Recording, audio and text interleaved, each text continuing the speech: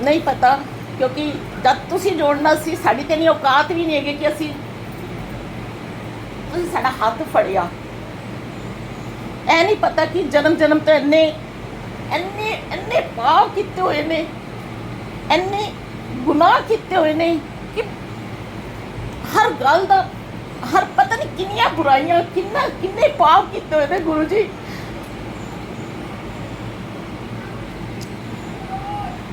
गुरु जी, संगत जी, मैं बहुत ज़्यादा बीमार तो होने लग गई सी। पता पहले 2011 तो मैं बीमार होना शुरू हुई, लेकिन ज़्यादा नहीं, धीरे होती गई। लेकिन कुछ ऐसे सर्कमस्टांसिस हो गए कि उस टाइम मैं गुरु जी ने बिल्कुल मैनू नामों भी नहीं पता सी कि गुरु जी कोई हैगे ने या कितने कोई मंदिर है, कुछ भी नहीं पता सी, नथिंग। क्योंकि मैं रब नूं मनदी ही नहीं सी, मैं रब नूं नहीं मनदी सी। मैं सच गल दसां, मैं बिल्कुल भी नहीं मनदी सी रब नूं, क्योंकि मैं बहुत ही अज्ञानी मतलब पापा नाल भरी हुई। तो गुरु जी ने जिस टाइम मैनू थोड़ा जिहा बहुत प्रॉब्लम शुरू हो गई, धीरे सर्कमस्टांसिस एवें हो गए, नहीं घर विच बहुत प्रॉब्लम शुरू हो गई, मतलब इस तरह की हो गई। लेकिन उस तो पहले मतलब एवें गई, एक बार मंदिर च गई और लंगर प्रसाद खा के एवें लंगर प्रसाद भी कि एवें जिवें गुरुद्वारे जाते हैं वही लंगर प्रसाद खा के आ गए, बस भूल गए कि कोई गुरु जी है ने। स्टार्टिंग किस तरह हुई है कि छोटा जहा स्वरूप, मैनू नहीं पता किन्ने दिता किन्ने नहीं दिता। जब देखो गुरु जी का स्वरूप जोड़ा वो घर च आ गया, मैं देखती रहती कि मैं क्या पता नहीं कौन है ने। गुरु जी माफ़ करना, बहुत बोलती हैगी मैं, और तुसी गुरु जी हुण चुप भी नहीं कराते हैगे हो। तो गुरु जी मैं कहां ए केड़ा गंजा पता नहीं, जब देखो गंजा जोड़ा है वे ए देखता ही रहता है वे, क्योंकि जब इत्थे चेहरा देखो तो देखते रहते, इत्थे देखो तो देखते रहते। मैं क्या गुरु जी मतलब ता गुरु जी ते नाम ही नहीं सी, बस यही सी क्या जेड़ा गंजे है ने ए कौन है ने। जब देखो ए कभी या तो शीशे की अलमारी च रख देंदी या वो कभी अगे आ जाते, अपने आप ही मैंने समझ ही नहीं आता कि कैसे अगे आ गए। छोटा जहा बिल्कुल छोटा जहा स्वरूप है, लेकिन उस टाइम कुछ भी नहीं पता सी। ए पता सी पता नहीं कौन है वे, जिवें तुहानूं पता सी उस टाइम ते बाबियां दा और साधु संत, मैं खुद भी एवें दी हैगी सी, पंडितां नूं मनण वाली, बहुत ज़्यादा पंडितां दे चक्कर च रहिंदी हैगी सी। ते मैं क्या कोई पता नहीं किहड़ा बाबा हैगा, किहड़ा उस टाइम आसाराम बापू जी का भी बड़ा नाम हैगा सी, सब कुछ हैगा सी। उवें आ गए स्वरूप गुरु जी का फोटो उवें आके गुरु जी। फिर उस तो बाद मेरे अंकल ने और गुरु जी का स्वरूप जोड़ा सी छोटा जहा शिवलिंग हैगा सी, मंदिर के कोल रख दिता। मैं क्या पता नहीं है इन्होंने कैसे अंदर रख दिता है वे, कहते तेनों की प्रॉब्लम है, तू क्यों हटा रही है। मतलब मैंने इन्होंने डाकिया कि तू क्यों हटा दिया, रह देना मैं पूजा कर रहा था। मैं क्या ठीक है तुसी कर। मैं हनुमान जी को बहुत मनती सी, बाकी मैंने मंदिर का कोई नहीं है, लेकिन मैं बाबा जी को बहुत मनती सी। हनुमान जी को कोई नहीं होता, मेरे बाबा जी बस। हुण जिस टाइम गुरु जी ने कर्म कटवाने सी, शुरुआत हो गई घर तो कि बहुत ज़्यादा प्रॉब्लम आ गई, और उन्होंने शेयर करने च मैंने कोई शर्म नहीं हैगी है कि मैं अपने बेटे का ब्याह किया तो साढ़े नाल सर्कमस्टेंस है कि कुड़ी रुकी नहीं और कुड़ी चली गई। तो हुण इन्नी ज़्यादा परेशान, पंडितां कोलों पुछा, सब को पूछा कि किस तरह होगा, कोई नहीं हैगा सी। फिर मेरी बेटी बैठी हुई सी, एक स्वरूप आया, आंटी के दरानी के घरों एक स्वरूप आया गुरु जी का, और गुरु जी ने उधर रख दिता, शीशे के कोल रख दिता। और जब देखो सोफे के उत्ते बैठे हुए ना गल कर रहे थे कि घर की सिचुएशन बड़ी खराब हो गई सी, बहुत ज़्यादा बुरा हाल होया सी कि किया जाए। तो जब देखो तो मैं क्या जब देखो देखते ही रहते हैं, इधर मुँह करो तो भी देखते रहे, इधर मुँह करो तो भी। गुरु जी ने कैसे थॉट पाया कि मेरी बेटी प्रिया के मन च आया कि मम्मी सारे रस्ते बंद हो गए ने, हुण चलो बड़े मंदिर, चलो हुण मम्मी बहुत हो गया चलो। मैं क्या चल बेटा चलते हैं, बेटे नूं लैके मैं क्या चल बेटा वहाँ चलते हैं। उत्थे गए असी, बस गुरु जी के मंदिर च कदम ही रखा, मैनू कुछ भी नहीं पता, और एकदम ही गुरु जी के मंदिर तो बाहर निकलियाँ और मतलब उत्थे खड़ी हुई तो गुरु जी का बड़ा वाला स्वरूप हाथी च आ गया और बेटी के हाथी चरण आ गए, और उत्थे खड़े खड़े कह रही कि मैं सत्संग कराना है। और जिंदा कोई मतलब नहीं सी, कोई पता नहीं सी कि सत्संग की नाम है, कुछ भी नहीं पता हैगा सी कि सत्संग का कोई मतलब कभी कोई सत्संग अटेंड भी नहीं होया सी कि भाई इस तरह का सत्संग भी हैगा वे। महाराज जी ने कहा चलो घर चलने आ। इन्ने च एक फरीदाबाद तो एक आंटी आई। मैं क्या गुरु जी मैं क्या सत्संग समझ ही नहीं आया कि सत्संग का बोल दिता कि सत्संग कराना है, लेकिन गुरु जी मैं तो कुछ पता भी नहीं है। आंटी पकदी पकदी आई कहती आंटी आंटी तुहाडे हत्थ च की है। मैं क्या देखो तुसी। उन्होंने देखा तो कहते अरे आंटी तुहाडे कोल तो इन्ना बड़ा स्वरूप आ गया, सामने मिलता ही नहीं है वे। जय गुरु जी बोलो। मैं क्या जय गुरु जी। मैं क्या कहते किधरों आए हो। मैं क्या जी अशोक विहार तो आई हाँ। मैं क्या मैंने तो कुछ पता ही नहीं है कि चोला कैਵੇਂ होएगा, सत्संग कैਵੇਂ होएगा। आंटी ने मैंने एड्रैस दिता। एक आंटी उत्थे हैगे ने 500 गज की कोठी च हैगा वे, उन्हां दा मतलब सत्संग होंदा उधर। कहंदे ने उधर चले जाना तुहानूं सब कुछ मिल जाएगा। मैं चली गई 17 जून ਨੂੰ। ਮੈਨੂੰ अजे तक याद है कि मैं 17 जून ਨੂੰ ਉਹਨਾਂ ਦੇ ਘਰ गई ਤੇ उन आंटी ਦਾ मैं ਬੂਹਾ ਖੜਕਾਇਆ। उन आंटी ने मैनू लंबे उच्चे और काफ़ी बड़ा उन्होंने दरबार है, जिवें इंपायर स्टेट पक्कन उन्होंने भी दरबार वो ही है वे। तो आंटी ने मैनू आने तो पहले मना कर दिता। कहते ने आंटी मैं नहीं बात करूँगी, आप क्यों आए हो। मेरे अखे चौथरू निकल आए। मैं क्या हाय। मैं क्या गुरु जी। मैं क्या आंटी मेरे को आपसे बात करनी है। कहते लेकिन मैं तो इस टाइम पे बात नहीं करती क्योंकि मेरे बुधवार सत्संग होता, बुधवार को आना। मैं क्या आंटी बस मैं खड़ी हो गई, नाल मेरी फ्रेंड है सी, असीं खड़े हो गए। पता नहीं उन्होंने दिमाग खिंच के आया। उन्होंने कहा चलो और जाके मैंने बिल्कुल गुरु जी के दरबार के अगे बिठा दिता। उत्थे एक तरफ आंटी बह गई, एक तरफ मैं बैठ गई। हुण साडे शुरू हो गई आपस विच, हाँ बई दस क्यों आई है। मैं क्या मैं ना सत्संग कराना है। सत्संग कराना है तुहानूं मतलब पता है सत्संग का की हुंदा है। भेड़ चाल हुई है तुसीं लोग सत्संग कराउण वाले, तुहानूं कुछ भी नहीं पता हैगा वे। सत्संग कराना है, सत्संग कराना हैगा वे। मैं रोई जावां। मैनू नहीं पता। उस तो बाद मैनू बिल्कुल भी नहीं पता कि आंटी बोली जा रहे ने, बहुत डांट लगा रहे ने। मैनू यही नहीं समझ आ रही कि मैनू डांट किस गल की पै रही है, लेकिन मैनू डांट पई जा रही है की है। थोड़ी देर बाद वो आंटी कहती है नहीं मन्नेगी। मैं क्या नहीं मन्नागी।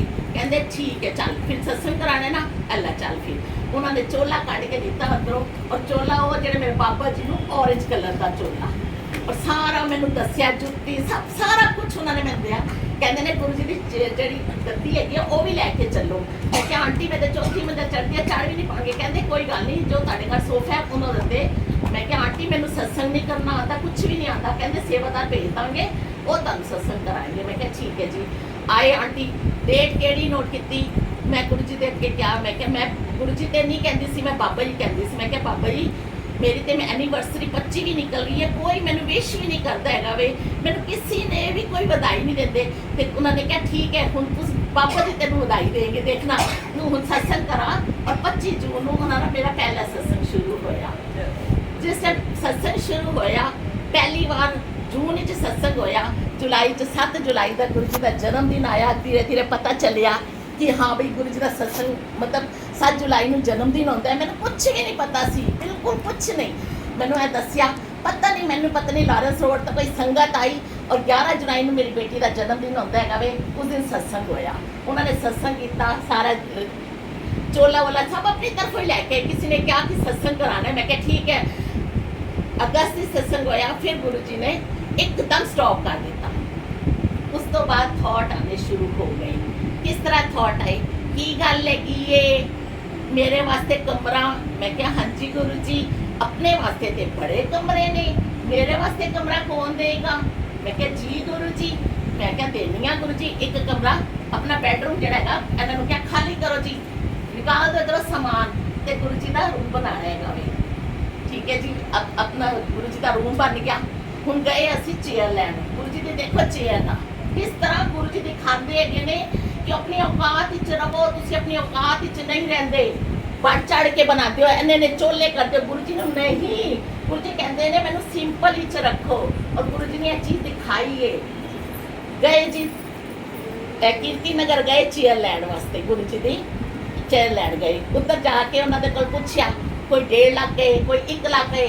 गुरु जी का थॉट है औकात विच रवी, औकात विच रवी। मैं क्या ठीक है गुरु जी। फिर 50,000 की गल हो गई कि 50,000 की है, फिर 25,000 की हुई कि 25,000 की है। लेकिन समझ नहीं आई कि गुरु जी यह वाली चेयर अच्छी नहीं, मैंने यही वाली चाहिए जिसे शेर बने हुए, मोर बने होया। और लालच जो आ गया कि गुरु जी ने बार बार एक दिमाग की चाहे नहीं औकात विच रहना है, औकात विच रहना है। मैं क्या ठीक है गुरु जी आ गई घर। नहीं बिल्कुल समझ नहीं आई, आ गई। उस तो बाद एक अंकल मिले ਪਾਲਮ ਵਿੱਚ ਇੱਕ ਅੰਕਲ ਹੈਗੇ ਨੇ, ਉਹਨਾਂ ਨੇ ਕਿਹਾ ਕਿ ਮੈਂ ਨਾ ਚੇਅਰ ਬਣਾਉਣਾ ਵਾ, ਮੈਂ ਵੱਡੇ ਮੰਦਰ ਜਿਹੜੀ ਹੈਗੀ ਆ ਉਹ ਚੇਅਰ ਮੈਂ ਹੀ ਬਣਾਈ ਹੈ। ਮੈਂ ਕਿਹਾ ਠੀਕ ਹੈ ਅੰਕਲ ਜੀ, ਕਿੰਨੇ ਪੈਸੇ? ਕਹਿੰਦੇ 25,000 'ਚ ਤੁਹਾਡੀ ਬਣਾ ਦਾਂਗਾ। ਮੈਂ ਕਿਹਾ ਠੀਕ ਹੈ। ਮੈਂ 10,000 ਰੁਪਏ ਉਹਨਾਂ ਨੂੰ ਐਡਵਾਂਸ ਦੇ ਆਈ। 10,000 ਰੁਪਏ ਐਡਵਾਂਸ ਦੇਣ ਦੇ ਬਾਅਦ ਉਹਨਾਂ ਨੇ 1 ਮਹੀਨੇ ਦਾ ਟਾਈਮ ਦਿੱਤਾ। 1 ਮਹੀਨੇ ਬਾਅਦ ਫੋਨ ਕਰਕੇ ਕਹਿੰਦੇ ਆਂਟੀਆਂ ਲਓ ਆਪਣੇ ਪੈਸੇ। ਮੈਂ ਕਿਹਾ ਕੀ ਹੋਇਆ? ਕਹਿੰਦੇ ਮੈਂ ਨਹੀਂ ਬਣਾਉਣੀ ਸੀ। ਮੈਂ ਕਿਹਾ ਗੁਰੂ ਜੀ, ਮੈਂ ਫਿਰ ਆ ਕੇ ਰੋਣ ਲੱਗੀ। ਮੈਂ ਕਿਹਾ ਗੁਰੂ ਜੀ, ਬੱਚੇ ਕਹਿੰਦੇ ਨੇ ਤੈਨੂੰ ਮੈਂ ਕਹਿ ਰਿਹਾ ਵਾ ਨਾ ਆਪਣੀ ਔਕਾਤ ਵਿੱਚ ਰਹਿ, ਤੂੰ ਮੈਨੂੰ ਜਿੱਥੇ ਬਿਠਾਇਆ ਹੈ ਮੈਂ ਉੱਥੇ ਖੇਗਾ ਨਾ, ਤੂੰ ਕੀ ਚਾਹਨੀ ਹੈਗੀ ਹੈ? ਮੈਂ ਕਿਹਾ ਗੁਰੂ ਜੀ, ਮੈਨੂੰ ਜੇ ਤੁਸੀਂ ਹੈਗੇ ਹੋ ਤਾਂ ਮੈਨੂੰ ਦਰਸ਼ਨ ਦਿਓ, ਕਿਉਂਕਿ ਮੈਂ ਬਹੁਤ ਲੜਦੀ ਹੈਗੀ ਹਾਂ। ਜਿੱਦਾਂ ਮਾਂ ਪਿਓ ਨਹੀਂ ਹੁੰਦੇ ਤੇ ਮੇਰੇ ਤੇ ਮਾਂ ਪਿਓ ਹੀ ਹੈਗੇ ਨੇ, ਮੈਂ ਕਿਹਨੂੰ ਦੱਸਾਂ? ਮੈਂ ਆਪਣੇ ਦਿਲ ਦੀ ਗੱਲ ਕਿਹਨੂੰ ਕਰਾਂ? ਮੈਨੂੰ ਇਹ ਦੱਸੋ। ਫਿਰ ਗੁਰੂ ਜੀ ਨੇ ਕਿਹਾ ਕਿ ਚੱਲ ਤੂੰ ਅਸੀਂ ਸੋਫੇ ਦੇ ਉੱਤੇ ਹੀ ਬਿਠਾ ਮੈਨੂੰ। ਮੈਂ ਉਹ ਪੁਰਾਣੇ ਸੋਫੇ ਦੇ ਉੱਤੇ ਗੁਰੂ ਜੀ ਨੂੰ ਬਿਠਾਇਆ ਹੋਇਆ ਵੇ। ਉੱਥੇ ਹੀ ਮੈਂ ਆਪਣਾ ਜੋ ਵੀ ਮੈਨੂੰ ਸਮਝ ਆਇਆ ਉਹ ਮੈਂ ਚੋਲਾ। ਇੱਕ ਦਿਨ ਮੈਂ ਬੈਠੀ ਹੋਈ ਸੀ, ਬੜਾ ਤੂਫਾਨ ਆਇਆ, ਬੜਾ ਹੀ ਤੂਫਾਨ ਆਇਆ ਘਰ 'ਚ ਨਾ, ਇੰਨਾ ਤੂਫਾਨ ਬਾਹਰ ਆਇਆ। ਤੇ ਗੁਰੂ ਜੀ ਨੇ ਸਾਖਸ਼ਾਤ ਮੈਨੂੰ, ਮੈਂ ਬੜਾ ਯਾਦ ਕਰ ਸੀ ਬਾਬਾ ਜੀ ਨੂੰ। ਮੈਂ ਬਾਰ-ਬਾਰ ਗੁਰੂ ਜੀ ਨਾਲ ਇੱਕੋ ਹੀ ਗੱਲ ਕਹਾਂ। ਮੈਂ ਕਿਹਾ ਗੁਰੂ ਜੀ ਮੈਂ ਤੇ ਹਨੂੰਮਾਨ ਜੀ ਨੂੰ ਮੰਨੀ ਹੈਗੀ ਆ। ਤੇ ਕਹਿੰਦੇ ਨੇ ਮੈਂ ਹੀ ਤੇ ਹੈਗਾ ਵਾ, ਲੇਕਿਨ ਮੈਂ ਕਿਹਾ ਨਹੀਂ, ਮੈਨੂੰ ਨਹੀਂ ਪਤਾ, ਮੈਂ ਤੇ ਹਨੂੰਮਾਨ ਜੀ ਨੂੰ ਮੰਨਿਆ। ਨਹੀਂ ਮੰਨੇਗੀ? ਮੈਂ ਕਿਹਾ ਨਹੀਂ। ਸਾਖਸ਼ਾਤ ਹਨੂੰਮਾਨ ਜੀ ਦੇ ਦਰਸ਼ਨ ਕਰਾਏ ਗੁਰੂ ਜੀ ਨੇ ਆਪਣੇ ਹੀ ਸਵਰੂਪ ਦੇ ਉੱਤੇ। ਇੱਕ ਤਰਫ ਓਮ ਆ ਗਿਆ, ਇੱਕ ਤਰਫ ਬਾਲਾ ਜੀ ਮਹਾਰਾਜ ਜੀ ਆ ਕੇ ਬਹਿ ਗਏ। ਔਰ ਮੈਂ ਆਰਾਮ ਨਾਲ ਮੈਂ ਇੰਨਾ ਡਰ ਗਈ। ਮੈਂ ਕਿਹਾ ਇਹ ਕੀ ਹੋ ਰਿਹਾ ਹੈਗਾ ਵੀ? ਇੱਕਦਮ ਇੰਨਾ ਓਮ ਔਰ ਇੱਕਦਮ ਬਾਬਾ ਜੀ ਆ ਗਏ ਹੈਗੇ ਨੇ। ਫਿਰ ਉਸ ਤੋਂ ਬਾਅਦ ਗੁਰੂ ਜੀ ਨੇ ਸਤਸੰਗ ਸ਼ੁਰੂ ਕਰਾ ਦਿੱਤੇ। ਸਤਸੰਗ ਹਰ ਮਹੀਨੇ ਹੋਣ ਲੱਗ ਗਿਆ। 1 ਮਹੀਨਾ ਹੋਇਆ, 2 ਮਹੀਨੇ ਹੋਏ। ਉਸ ਤੋਂ ਬਾਅਦ ਕਹਿੰਦੇ ਕੀ ਗੱਲ ਹੈਗੀ ਹੈ, ਹਰ ਬੁੱਧਵਾਰ ਨਹੀਂ, ਹਰ ਵੀਕ ਵਿੱਚ ਨਹੀਂ ਇੱਕ ਵਾਰ ਕਰਾ ਸਕਦੀ? ਮੈਂ ਕਿਹਾ ਹਾਂਜੀ ਗੁਰੂ ਜੀ। ਕਹਿੰਦੇ ਨੇ ਲੰਗਰ ਪ੍ਰਸ਼ਾਦ ਬਣਾਏंगे ਖੁਦ ਖੜੇ ਹੋ ਕੇ, ਔਰ 1 ਤੋਂ 3 ਦਾ ਟਾਈਮ ਦਿੱਤਾ। ਉਸ ਤੋਂ ਬਾਅਦ ਤੂੰ ਸੰਡੇ ਵਾਲੇ ਦਿਨ ਮੁੰਡੇ ਨੂੰ ਲੈ ਕੇ ਵੱਡੇ ਮੰਦਰ ਆਏਂਗੀ। ਮੈਂ ਕਿਹਾ ਠੀਕ ਹੈ ਗੁਰੂ ਜੀ, ਕਿਉਂਕਿ ਇੰਨੇ ਭੈੜੇ ਸਾਡੇ ਕਰਮ ਕਿ ਜਿਹੜੇ ਕੱਟਣ ਹੀ ਨਹੀਂ ਆ ਰਹੇ ਸੀ। ਬਸ ਉਸ ਤੋਂ ਬਾਅਦ ਜਿਹੜਾ ਸ਼ੁਰੂਆਤ ਹੋ ਗਈ, ਹਰ ਬੁੱਧਵਾਰ ਸਤਸੰਗ ਹੁੰਦਾ। ਗੁਰੂ ਜੀ ਦੀ ਉੱਥੇ ਗੁਰੂ ਜੀ ਨੇ ਨਾਮ ਲਿਖਵਾਇਆ ਗੁਰੂ ਜੀ ਹਾਊਸ ਦਾ ਨਾਮ ਗੁਰੂ ਜੀ ਨੇ ਆਪਣਾ ਕਿਹਾ ਕਿ ਗੁਰੂ ਜੀ ਹਾਊਸ ਹੈ। ਗੁਰੂ ਜੀ ਦਾ ਹਾਊਸ ਹੋਇਆ। ਹੁਣ ਇੱਧਰੋਂ ਸ਼ੁਰੂ ਹੋ ਗਈ ਸਾਡੀ ਗੁਰੂ ਜੀ ਦੇ ਨਾਲ, ਕਿਉਂਕਿ ਕਿਸ ਤਰ੍ਹਾਂ ਗੁਰੂ ਜੀ ਨਿੰਬੂ ਦੀ ਤਰ੍ਹਾਂ ਨਿਚੋੜਦੇ ਨੇ। ਤੁਸੀਂ ਕਹਿੰਦੇ ਹੋ ਨਾ ਕਿ ਹੁਣ ਗੁਰੂ ਜੀ ਮਿਲ ਗਏ ਨੇ ਤੇ ਸਾਡੇ ਸਾਰੇ ਕਰਮ ਨਹੀਂ। ਜਿੰਨਾ ਅਸੀਂ ਗੁਰੂ ਜੀ ਦੇ ਨਾਲ ਜੁੜਾਂਗੇ ਉਨੇ ਸਾਡੇ ਜਿਹੜੇ ਕਰਮ ਹੈਗੇ ਨੇ ਉਹ ਨਿੰਬੂ ਤਰ੍ਹਾਂ ਨਿਚੋੜेंगे। ਹੋ ਗਿਆ ਸ਼ੁਰੂ ਗੁਰੂ ਜੀ ਦਾ। ਫਿਰ ਉਸ ਤੋਂ ਬਾਅਦ ਲੋਕਡਾਊਨ ਹੋ ਗਿਆ, ਸਤਸੰਗ ਹੋਇਆ, ਲੇਕਿਨ ਧੀਰੇ ਧੀਰੇ ਸਤਸੰਗ ਬੰਦ ਹੋ ਗਏ, ਘਰ 'ਚ ਕਰਨ ਲੱਗ ਗਏ। ਇੱਧਰ ਮੇਰੀ ਤਬੀਅਤ ਖਰਾਬ ਹੋਣੀ ਸ਼ੁਰੂ ਹੋ ਗਈ। ਕਿਸ ਤਰ੍ਹਾਂ ਹੋਈ? ਕਿਉਂਕਿ ਬੇਟੇ ਨੂੰ ਜੇਲ੍ਹ ਹੋ ਗਿਆ। 1 ਮਹੀਨੇ ਵਾਸਤੇ ਕੁੜੀ ਨੇ ਉਹ ਕਰ ਦਿੱਤਾ ਕਿ ਇਹਨੂੰ ਜੇਲ੍ਹ 'ਚ ਪਾੜਾ ਹੈ, ਕਿਉਂਕਿ ਪੈਸੇ ਅਸੀਂ ਪੈਸੇ ਨਹੀਂ ਦਾਂਗੇ। ਗੁਰੂ ਜੀ ਨੇ ਕਿਹਾ ਇਹਨੇ ਜੇਲ੍ਹ ਦੀ ਰੋਟੀ ਖਾਣੀ ਹੈਗੀ ਏ। ਕਰਮ ਐਵੇਂ ਹੁੰਦੇ ਨੇ ਨਾ ਭੈੜੇ ਸਾਡੇ ਕਰਮ। ਉਹਨਾਂ ਨੇ ਜੇਲ੍ਹ ਦੀ ਰੋਟੀ ਜੋ ਖਵਾਣੀ ਸੀ, ਗੁਰੂ ਜੀ ਦਾ ਸਵਰੂਪ ਉੱਥੇ ਜੇਲ੍ਹ ਹੀ ਦੇ ਕੇ ਆਈਆਂ। ਗੁਰੂ ਜੀ ਟੁੱਟ ਕੇ ਐਵੇਂ ਟੁੱਟ ਕੇ ਗਿਰੇ। ਮੁੰਡੇ ਦੇ ਗਲੇ 'ਚ ਨਾ ਤੇ ਮਾਲਾ ਪਾ ਸਕੇ, ਨਾ ਉਹ ਜਿਹੜਾ ਜੋ ਵੀ ਦੇਵਾਂ ਉਹਨੂੰ ਗਿਰ ਜਾਵੇ, ਜੋ ਦਵਾ ਹੋਈ ਗਿਰ ਜਾਵੇ, ਉਹ ਰੋਈ ਜਾਵੇ। ਮੈਂ ਕਿਹਾ ਕੋਈ ਗੱਲ ਨਹੀਂ ਗੁਰੂ ਜੀ ਹੈਗੇ ਨੇ ਬੇਟਾ, ਤੇਰੇ ਕਰਮ ਕੱਟਣੇ ਨੇ। ਇਹ ਕਰਮ ਉਧਰੋਂ ਦੇਖੋ ਮੇਰੀ ਤਬੀਅਤ ਖਰਾਬ ਹੋਣੀ, ਮੈਂ ਉਹਨੂੰ ਲੈ ਕੇ ਆਈ ਤੇ ਬਸ ਉਸ ਤੋਂ ਬਾਅਦ ਮੈਂ ਮੰਜੇ ਦੇ ਉੱਤੇ ਪੈ ਗਈ। ਟੋਟਲੀ ਮੈਂ ਗੁਰੂ ਜੀ ਨੇ ਮੈਨੂੰ ਬਿਲਕੁਲ ਮੰਜੇ ਦੇ ਉੱਤੇ ਲਟਾ ਦਿੱਤਾ। ਮੈਂ ਖੜੀ ਹੀ ਨਹੀਂ ਹੋ ਪਾਈ। ਕੋਈ ਗੱਲ ਨਹੀਂ ਜੀ, ਹੁਣ ਹੋ ਗਈ ਗੁਰੂ ਜੀ ਦੇ ਨਾਲ ਸ਼ੁਰੂਆਤ ਕਿ ਗੁਰੂ ਜੀ ਦੇ ਨਾਲ ਇੱਕੋ ਹੀ ਗੱਲ ਕਹਾਂ, ਗੁਰੂ ਜੀ ਜਾਂ ਤੇ ਮੌਤ ਦੇ ਦਿਓ ਜਾਂ ਖੜਾ ਕਰ ਦਿਓ। ਗੁਰੂ ਜੀ ਨੇ ਨਹੀਂ ਤੇਰੇ ਕਰਮ ਬੜੇ ਭੈੜੇ ਨੇ, ਬਹੁਤ ਭੈੜੇ ਕਰਮ ਨੇ, ਉਹ ਤੇ ਤੈਨੂੰ ਕੱਟਣੇ ਹੀ ਪਏਗੇ। ਮੌਤ ਵੀ ਨਹੀਂ ਮਿਲੇਗੀ ਲੇਕਿਨ ਕੱਟਣੇ ਤੇ ਪਏਗੇ। ਬਹੁਤ ਤਕਲੀਫ, ਇੰਨੀ ਤਕਲੀਫ ਕਿ ਲੈਟਰਿਨ ਪਿਸ਼ਾਬ ਉੱਤੇ ਬਿਲਕੁਲ ਵੀ ਬੈੱਡ ਤੋਂ ਥੱਲੇ ਨਾ ਉਤਰਨ ਦੇ। ਚੀਕਾਂ ਮਾਰਾਂ। ਡਾਕਟਰਾਂ ਨਾਲ ਲੋਕਡਾਊਨ ਵਿੱਚ ਤੁਹਾਨੂੰ ਪਤਾ ਹੈ ਡਾਕਟਰਾਂ ਦੀ ਕਿੰਨੀ ਹੋਰ ਸੀ ਪ੍ਰੋਬਲਮ। ਆਯੁਰਵੈਦਿਕ ਵਾਲੇ ਨੂੰ ਦਿਖਾਇਆ, ਬਹੁਤ ਸਰੀਰ ਦੇ ਨਾਲ ਖਿਲਵਾੜ ਹੋਇਆ, ਬਹੁਤ ਖਿਲਵਾੜ ਕੀਤਾ। ਕੋਈ ਗੱਲ ਨਹੀਂ। ਇੱਕ ਰਾਤੀ ਅੰਮ੍ਰਿਤ ਵਰਸ਼ਾ ਦੇ ਉੱਤੇ ਦੇਖੋ, ਰਾਤੀ ਸੁੱਤੇ ਹੋਏ 3 ਵਜੇ ਗੁਰੂ ਜੀ ਦੇ ਸਰੂਪ ਦੇ ਅੱਗੇ ਰੋਈ ਜਾ ਰਹੀ ਸੀ। ਇੰਨਾ ਤੜਪ, ਕਿਉਂਕਿ ਨਾ ਦਿਨ ਵਿੱਚ ਚੈਨ ਤੇ ਨਾ ਰਾਤ ਵਿੱਚ ਚੈਨ। ਇੰਨਾ ਤੜਪਾਂ ਕਿ ਗੁਰੂ ਜੀ ਮੋਹ ਦੇ ਦਿਓ, ਗੁਰੂ ਜੀ ਮੋਹ ਦੇ ਦਿਓ। ਤੇ ਪਾਣੀ ਦੀ ਛਿੱਟਾਂ ਆਈਆਂ। ਮੈਂ ਕਿਹਾ ਪਤਾ ਨਹੀਂ ਰਾਤੀ ਸੁੱਤੇ ਇੰਨੀਆਂ ਛਿੱਟਾਂ ਪਈਆਂ। ਮੈਂ ਕਿਹਾ ਮੈਨੂੰ ਨਹੀਂ ਪਤਾ ਕਿਹੜੀਆਂ ਛਿੱਟਾਂ ਪਈਆਂ, ਕਿਉਂਕਿ ਮੈਨੂੰ ਨਹੀਂ ਪਤਾ ਸੀ ਕਿ ਸ਼ਹਿਦ ਵਰਸ਼ਾ, ਅੰਮ੍ਰਿਤ ਵਰਸ਼ਾ ਕਿਹਨੂੰ ਕਹਿੰਦੇ, ਮੈਨੂੰ ਕੁਝ ਵੀ ਨਹੀਂ ਪਤਾ ਸੀ। ਬਸ ਮੈਨੂੰ ਤੇ ਇਹ ਪਤਾ ਸੀ ਕਿ ਗੁਰੂ ਜੀ ਮੈਂ ਬਹੁਤ ਜ਼ਿਆਦਾ ਇਸ ਟਾਈਮ ਬਹੁਤ ਜ਼ਿਆਦਾ ਮੈਨੂੰ ਮੋਹ ਚਾਹੀਦੀ ਹੈ। ਬਸ कोई गल नहीं। एक राती फिर गुरु जी आए ने और आ के मेरे मुंह दे उत्ते प्यार किया, जिवें बच्चों को प्यार करते हैं मुँह प्यार किया है। और मेरी अख खुल गई कि राती 3 बजे तक सारे सुते पे ने, कौन आया, कोई भूत आया या कौन आया। तो मेरा मालिक आया यही तसल्ली देने वास्ते कि देख तेरे कर्म भैड़े ने, तेन सहन ते करने पेंगे। उस तो बाद गुरु जी ने मकान शिफ्ट करा दिता और असी द्वारका चले गए किराए के उत्ते। हुण उधरों होर देखो तबीयत किस तरह खराब हुई। उधर तो असी चले गए, उधर जाके फिर मैनू हो गया कैंसर की प्रॉब्लम, मूँह च मेरे कैंसर आ गया। और उन्हें डॉक्टर ने बायोस्कोपी जड़े ने बायोस्कोपी बोलते ना वही, और लैके गए और घुटने थे बिल्कुल डैमेज, मतलब कि मैं खड़ी भी नहीं हो सकती सी। एवें मैनू पकड़ के लैके डॉक्टर को जाते सी, बहुत बुरा हाल सी मेरा। एवें मैनू लैके जिथे जाना डॉक्टर को, पहले तो मैनू डॉक्टर को लैके गए, उन्होंने इन्ने इंजैक्शन लगाए क्योंकि इन्नी ज़्यादा असी इन्ने पाप करके आए हैं कि वो पता नहीं असी पिछले जन्म में किन्ने लोगों को किन्ना तकलीफा दी हुई कि जो साडे शरीर वास्ते जो गुरु जी ने सानू मतलब कि इन्ना कुछ सहन करने की हिम्मत भी दे रहे है ने। और इन्ने इंजैक्शन एवें लगाते सी घुटने के विचों एवें कढ़ते सी, कोई कहता सी पानी भरिया होया, एवें इंजैक्शन लगाना और खिंचना। और जेड़े कोई बॉडी का कोई पार्ट नहीं जिहदे इंजैक्शन ना लगे हुए, इन्ना सीवियर पेन कि नहीं मतलब बर्दाश्त तो बाहर हो गई सी कि गुरु जी बार गुरु जी मौत दे दो, गुरु जी मौत दे दो, नहीं बर्दाश्त हो रहा। दिन रात तड़प रही, सो के नहीं देखा कि सोंदे किवें हैगे ने, अखां एवें खुलियां रहिंदियां, गुरु जी तो देखती रहती कि गुरु जी मौत दे दो, गुरु जी मौत दे दो, नहीं। फिर करोना आ गया जी, करोना एक बार आ गया। उस तो बाद अजे करोना आया 600 शुगर हो गई, नजर आना बंद हो गया, बिल्कुल दिखाई देना बंद हो गया, सिर्फ गुरु जी ही दिख रहे, और तो कुछ दिखता ही नहीं सी। कहते बच्चे कहते सी हाय उधर मेरी बेटी गुरु जी के अगे रोए, गुरु जी मेरी माँ को ठीक कर दो, जे मेरी माँ मर गई तो साडा वजूद खत्म हो जाएगा। अजे करोना खत्म नहीं होया, फिर दोबारा करोना हो गया और गुरु जी ने चाह पिलाई। और देखो गुरु जी ने चाह पिलाने के बाद तो चाह मेरे उत्ते जल गई, मेरा पूरा पोर्शन ही जल गया। फिर उस तो बाद मेरी इन्नी हालत खराब हो चुकी, इन्ना तड़पा मछली वाकन तड़पा कि उस टाइम पे बहुत ज़्यादा पूरा पीछे है सारा। हम सब लोग पता है कि करोना च कितनी हालत खराब सी, बहुत कंडीशन इन्नी कंडीशन खराब कि समझ नहीं आई कि करा मैं। गुरु जी मैनू नहीं समझ जा रही। पीछे से शुरू करा दो, आगे करा दो।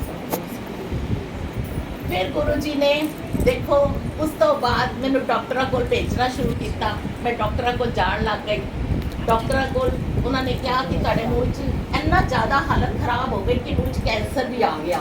उस तो बाद उन्होंने मैनू आकाश अगे दी देखो प्लीज संगत जी हूँ सुनो कि किस तरह गुरु जी ने चमत्कार किया है। चमत्कार सुनो गुरु जी का कि किस तरह मैं जब गई हॉस्पिटल आकाश ते मेरे सारे टेस्ट होए, MRI हुई, मैंने मशीन पाया गया। और उसके बाद जिस टाइम रिपोर्ट आई मेरी कि डॉक्टर ने कहा कि तुहाडे घुटने बिल्कुल खराब है ने, ऑपरेशन होएगा। लेकिन मेरा वेट बहुत ज़्यादा बढ़ गया सी, तो उन्होंने कहा चर्बी कट के पहले कटांगे और तुहानू जिहड़ा कैंसर की शिकायत हैगी है ए प्लीज जाके टेस्टिंग जाएगा कि कैंसर कितना हैगा वे। मेरे मालिक को तो कुछ होर ही पसंद सी। मेरे मालिक ने जिस टाइम रिपोर्टां ते आए हाथी च ते मेरे मालिक ने रिपोर्टां च नील कर दिता, नील कर दिता। कोई घुटने का ऑपरेशन नहीं करना, कोई कैंसर नहीं है, कुछ भी नहीं है, और लै जाओ इन्हों घर।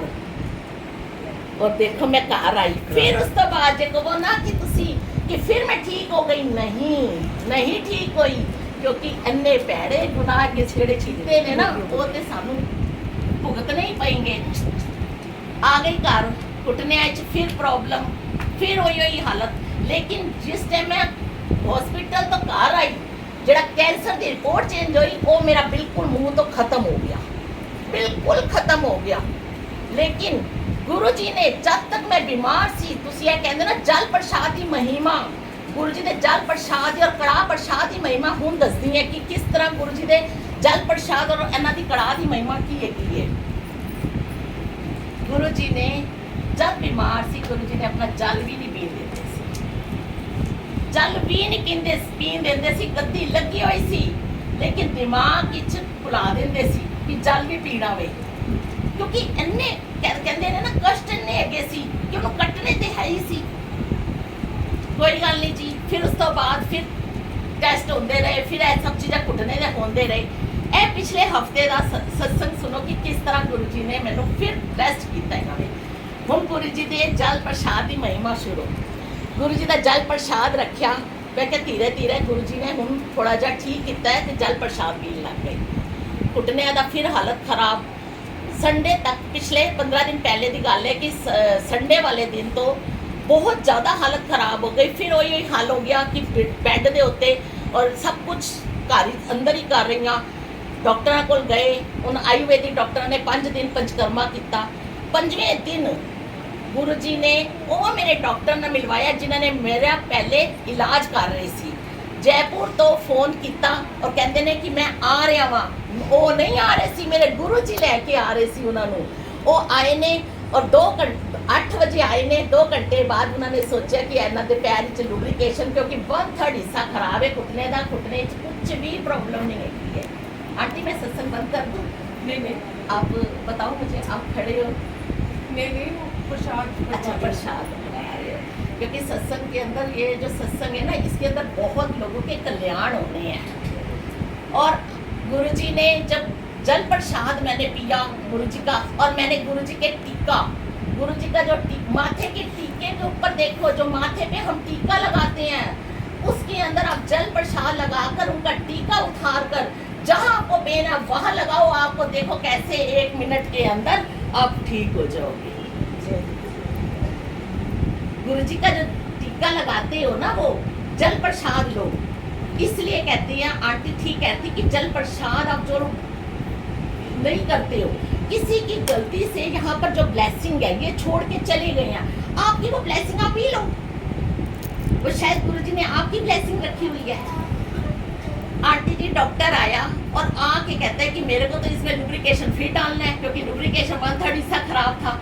लेकिन पता नहीं क्या हुआ, जैसे उसने मेरा चेक करा और एक नस के अंदर इंजेक्शन लगाया और मैं वहाँ खड़ी हो गई। मैं खड़ी हो गई और उसके बाद देखो कि मेरे को गुरु जी ने कहा शुक्राना ते बनता है, वे शुक्राना बनता है। 2:30 बजे एक सत्संग आया, क्योंकि मैंने गुरु जी को बोला था गुरु जी मैं नहीं हो सत्संग च जाती हाँ, क्योंकि तुसी गुरु जी हाउस ही इन्ने सत्संग करा देते हो। गुरु जी ने 31 मई को पिछले साल चलिया कराने के बाद बंद करवा दिया था सत्संग। 1 साल से सत्संग बिल्कुल बंद हो चुके थे।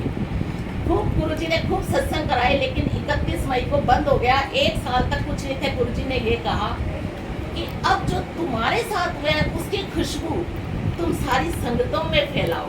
जहाँ जहाँ मैं भेजूंगा वहाँ वहाँ तुम जाओगे, क्योंकि उनकी मर्जी से ही हम आते हैं, उनकी मर्जी से ही हम जाते हैं। हमारी कोई औकात नहीं है, हमारी औकात ही नहीं है कि हम यहाँ आए। आंटी ने कितनी बार सत्संग कराया।